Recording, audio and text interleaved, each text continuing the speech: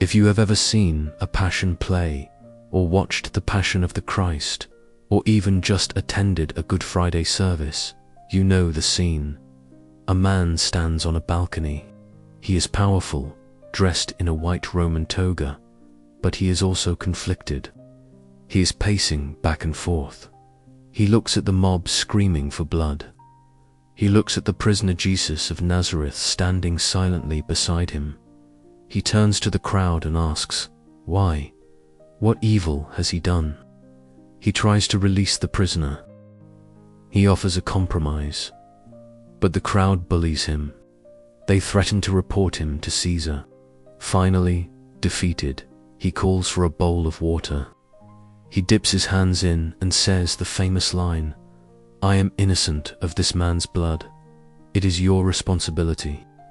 This is the Pontius Pilate we know, the reluctant governor, the weak bureaucrat who was forced into a corner by religious fanatics. In the Christian imagination, he is almost a sympathetic figure, a man who tried to do the right thing but failed. But if you travel south from Jerusalem down to Egypt and Ethiopia, you will find something that will blow your mind. If you walk into an Ethiopian Orthodox church on June 25th, you will find them celebrating a feast day, not for Jesus, not for Mary, but for Saint Pontius Pilate. Yes, you heard that right.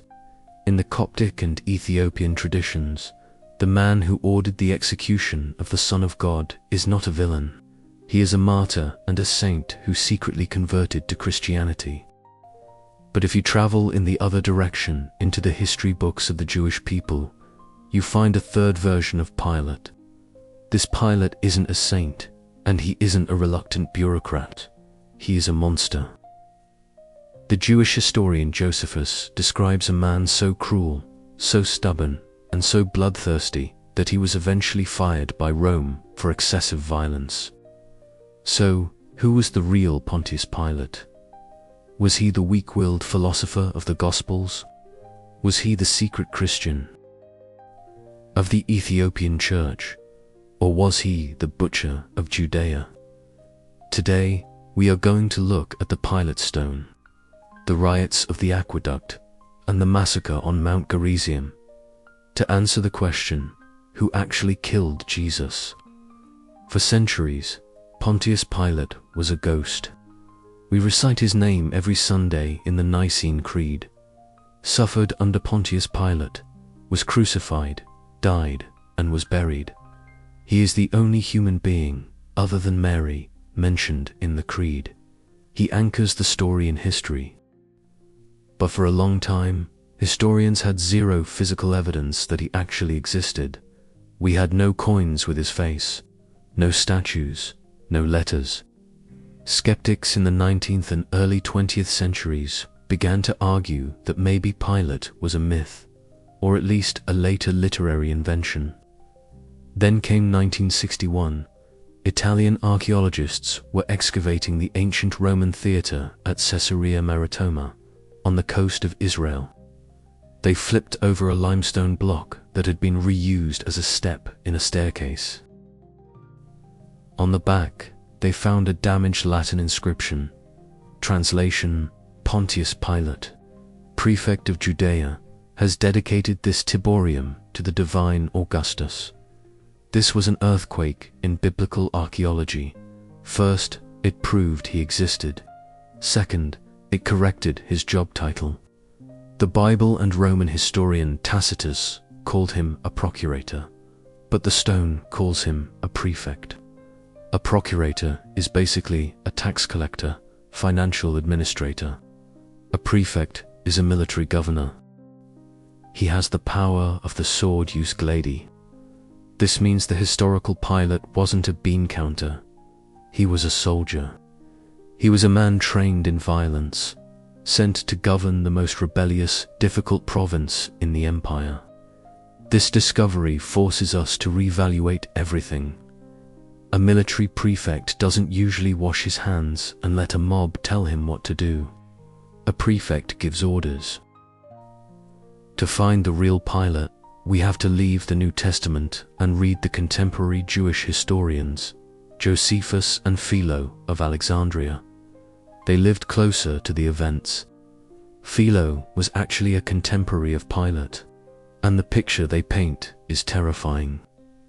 Philo describes Pilate's administration as being characterized by briberies, insults, robberies, outrages, and wanton injuries, executions without trial, constantly repeated, ceaseless and supremely grievous cruelty. Josephus gives us 3 specific incidents that show Pilate's character. Incident 1. The idols in the night. When Pilate first arrived in Jerusalem around 26 AD, he decided to show the Jews who was boss. Previous governors respected the Jewish law against graven images and removed the eagles and images of Caesar from their standards flags before entering the holy city. Pilate said, "No." Under the cover of darkness, he marched his troops into Jerusalem, carrying standards bearing the image of the emperor. When the Jews woke up and saw the idols in the holy city, they rioted. They marched to Caesarea to protest. Pilate surrounded them with soldiers and threatened to cut their throats if they didn't go home. But the Jews called his bluff. They bared their necks and said, "Kill us. We will not violate our law."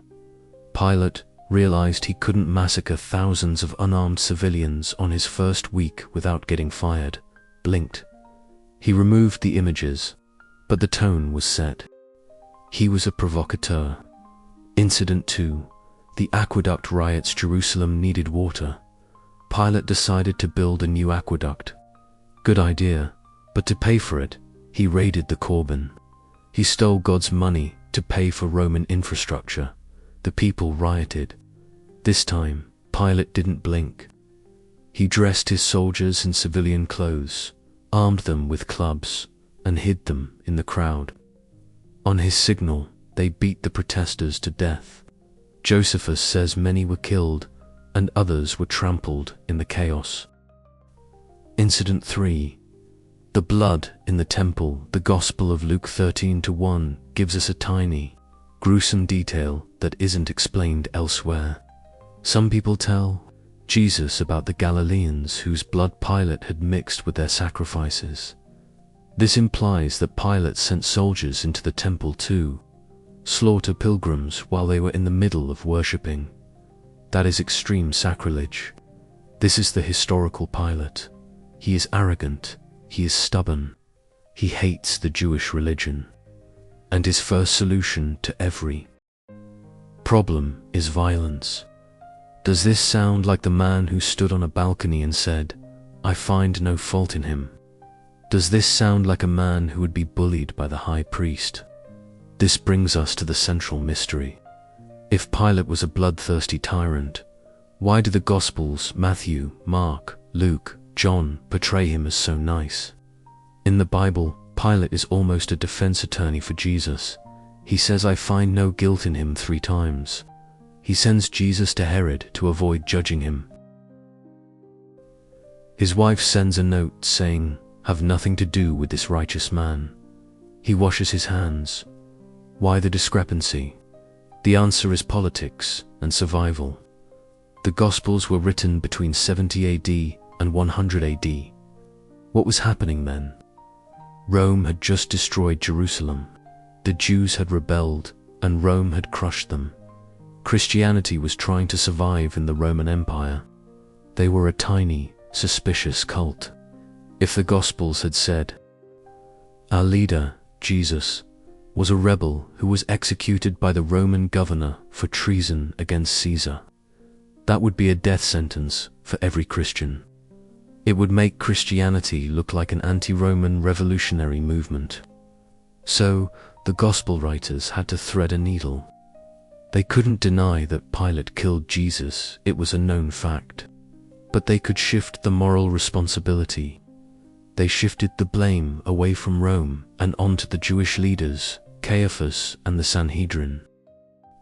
By painting Pilate as a weak, manipulated man who wanted to save Jesus, the Gospel writers were sending a message to the Roman authorities. Look, we aren't enemies of Rome. Even your own governor knew Jesus was innocent.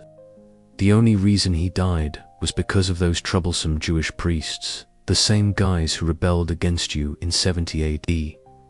This is the tragic root of Christian anti-Semitism. Historically, Pilate killed Jesus. Jesus was executed for the Roman crime of sedition.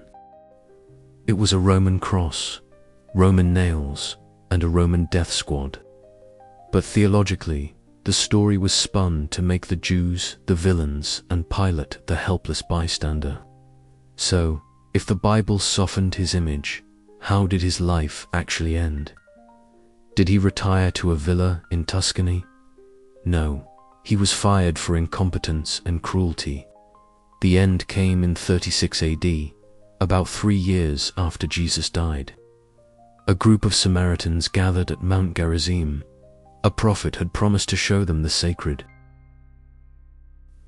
vessels of Moses hidden on the mountain. It was a religious gathering, but Pilate panicked. He thought it was an uprising. He sent the cavalry. He slaughtered the Samaritans. He executed their leaders. The Samaritans complained to Pilate's boss, Lucius Vitellius, the governor of Syria. Vitellius had seen enough. Pilate was a liability. He was causing too many riots. Vitellius stripped Pilate of his command and ordered him to return to Rome to answer to the Emperor Tiberius. Pilate boarded a ship for Rome. But before he arrived, Tiberius died. The mad Emperor Caligula took the throne. After this, Pilate vanishes from history. Eusebius, a church historian, claims Pilate was exiled to Gaul, France, and committed suicide out of shame.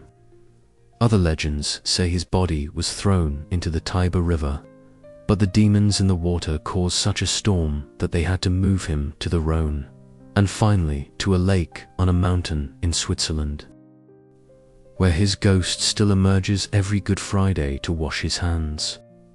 But there is one group that refuses to believe he committed suicide. The Coptic and Ethiopian churches. In the 2nd and 3rd centuries, Christians wrote a lot of fan fiction about the New Testament. One of the most popular books was the Acts of Pilate, also called the Gospel of Nicodemus. In this text, the nice Pilate of the Bible is taken to the extreme. It describes Pilate reporting the resurrection to Emperor Tiberius. It claims Pilate was so moved by Jesus that he eventually converted to Christianity. In one version of the legend, Tiberius is angry that Pilate killed a healer like Jesus. He summons Pilate to execute him. But when Pilate walks into the throne room, he is wearing the seamless tunic of Jesus. As long as he wears the tunic, the emperor cannot stay angry. Tiberius softens. Eventually, Pilate is beheaded, but as his head falls, an angel catches it. His wife, Procula, buries him. Because of these legends, the Ethiopian church canonized him. They view him as a secret agent of God.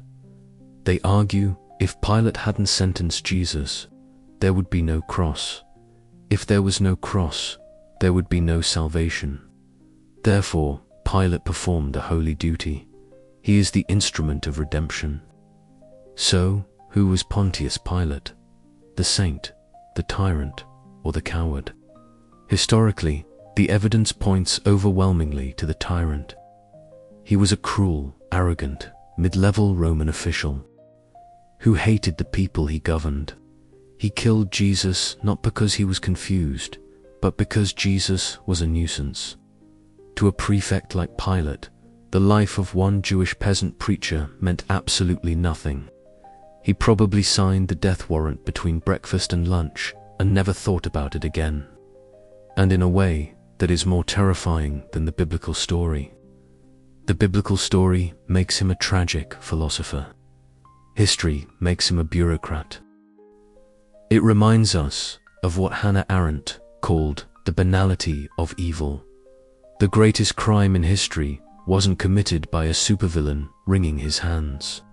It was committed by a bored government official who just wanted to keep the peace, keep his job, and go home. Pilate washed his hands, not to save his soul, but to move on to the next piece of paperwork. And 2,000 years later, the stain is still there. What do you think? Was Pilate a villain, or was he just doing his job? Let me know your thoughts in the comments below. If you found this deep dive into the hidden history of the Passion fascinating, please hit that like button and subscribe for more content that uncovers the real stories behind our beliefs. Thanks for watching.